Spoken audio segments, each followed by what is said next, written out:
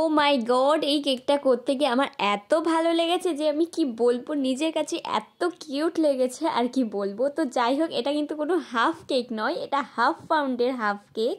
তো সেটাই আমি মাঝখান দিয়ে মিডিলটা কেটে কিন্তু আমি ওপরে দিয়ে দিয়েছি। তো hello everyone, welcome back to Snigdha's cakes. তো তোমরা দেখে জানিও এই কেকটা কিন্তু তোমাদের কেমন লাগছে। তো তোমরা দেখো আমি একটা কাপল স্টিকার দিয়ে দিয়েছি, আর এই ফন্ড্যান্টের রোজেসগুলো বানিয়ে নিয়েছি, আর এই লাভ স্টিকারগুলো বানিয়ে নিয়েছি।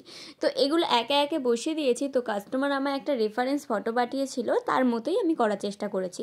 ও এটার ইনসাইড কিন্তু চকলেট ফ্লেভার ছিল। তো তোমাদের কাদের কাদের চকলেট পছন্দ অবশ্যই জানি। তো কাস্টমার এটা খেয়ে একটা দারুণ রিভিউ দিয়েছে, তো সেটা আমি তোমাদের সাথে লাস্টে শেয়ার করছি। তো তারপর দেখো আমি হার্টগুলো ফন্ডান্ট দিয়ে বানিয়ে নিয়েছিলাম, সেগুলো আমি একে একে বসিয়ে নিচ্ছিলাম। আমার খুব ভালো লেগেছে। তো তোমরাও দেখে জানিও কিন্তু এই কেকটা তোমাদের কেমন লাগছে। তারপর আমাকে একটা নেম প্লেট লিখতে বলেছিল, সেটা লিখে দিয়েছি। তারপর কিছু গোল্ডেন বলস, সেগুলো আমি দিয়ে দিয়েছি।